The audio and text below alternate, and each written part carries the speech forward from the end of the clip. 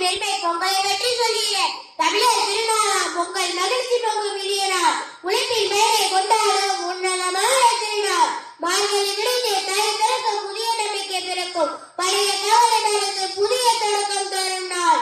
பானையில் பொங்கும் பால் போல மகிழ்ச்சி பொங்கல் செய்கிறாய். வயலில் விளைத்த நெல்லுகளுக்கு வானில் அர்த்தம் தருகிறாய். பொங்கலா பொங்கல் என குழந்தைகள் குரல் வழங்கி விடுதோறும் இன்பமாய் விழாவை வளர்கிறது. வயலில் உழைத்த மாட்டுக்கு நன்றி சொல்லும் நாள் இது.